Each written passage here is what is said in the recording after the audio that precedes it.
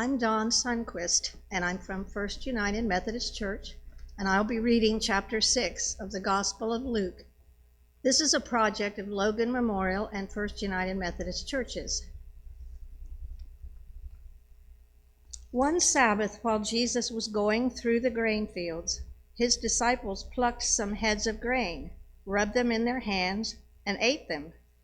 But some of the Pharisees said, "Why are you doing what is not lawful on the Sabbath?"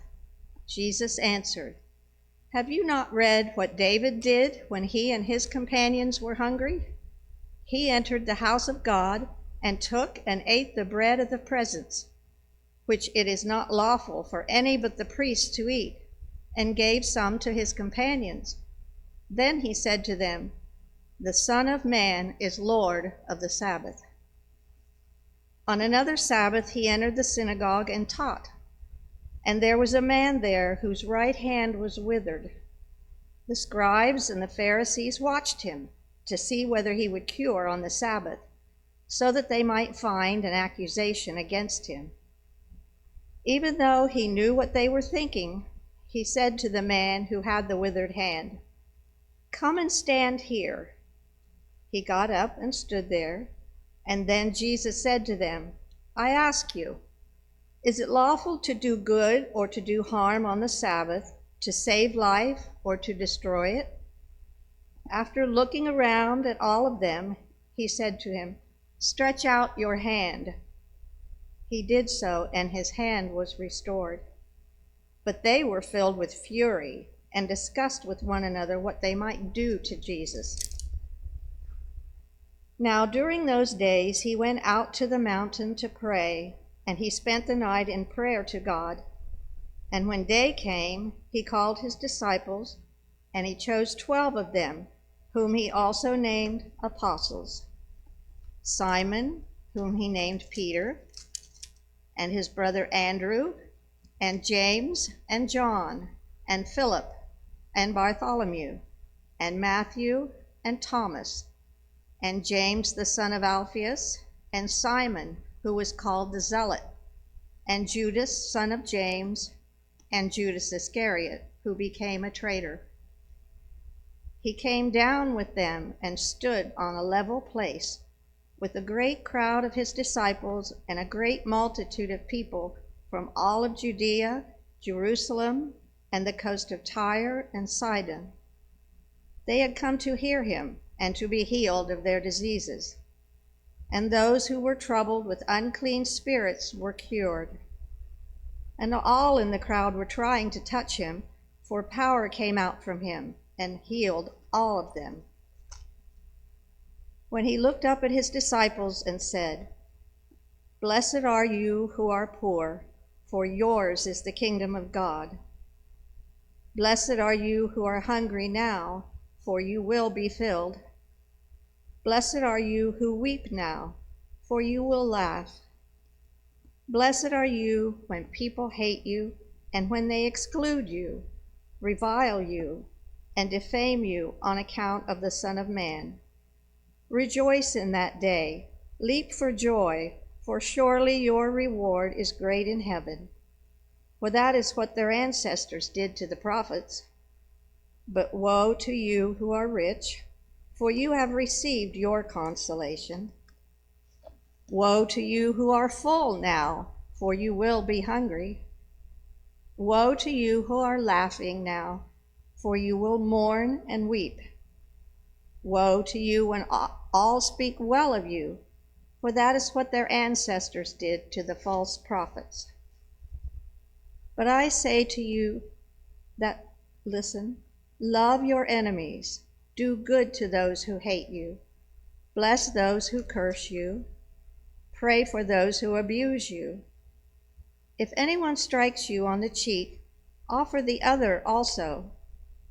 And from anyone who takes away your coat, do not withhold even your shirt.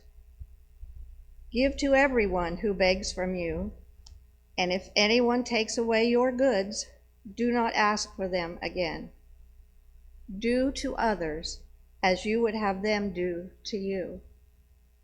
If you love those who love you, what credit is that to you? For even sinners love those who love them. If you do good to those who do good to you, what credit is that to you? For even sinners do the same. If you lend to those from whom you hope to receive, what credit is that to you? Even sinners lend to sinners to receive much again. But love your enemies, do good, and lend, expecting nothing in return. Your reward will be great, and you will be children of the Most High, for he is kind to the ungrateful and the wicked. Be merciful, just as your Father is merciful. Do not judge, and you will not be judged. Do not condemn, and you will not be condemned. Forgive, and you will be forgiven. Give, and it will be given to you, a good measure, pressed down, shaken together, and running over, will be put into your lap, for the measure you give will be the measure you get back. He also told them a parable. Can a blind person guide a blind person? Will not both fall into a pit?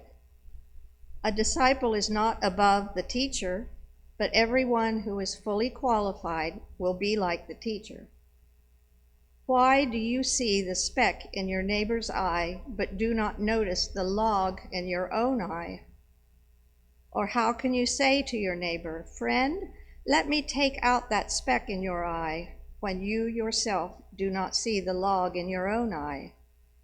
You hypocrite, first take the log out of your own eye, and then you will see clearly to take the speck out of your neighbor's eye. No good tree bears bad fruit, nor does a bad tree bear good fruit, for each tree is known by its own fruit. Figs are not gathered from thorns, grapes are not picked from a bramble bush. The good person out of the good measure of the heart produces good, and the evil person out of evil treasure produces evil. For it is out of the abundance of the heart that the mouth speaks. Why do you call me Lord, Lord, and do not do what I tell you? I will show you what someone is like who comes to me, hears my words, and acts on them. That one is like a man building a house who dug deeply down and laid the foundation on rock. And when a flood arose, the river burst against the house, but could not shake it, because it had been very well built. But the one who hears and does not act is like a man who built a house on the ground without a foundation. And when the river burst against it, it immediately fell, and great was the ruin of that house.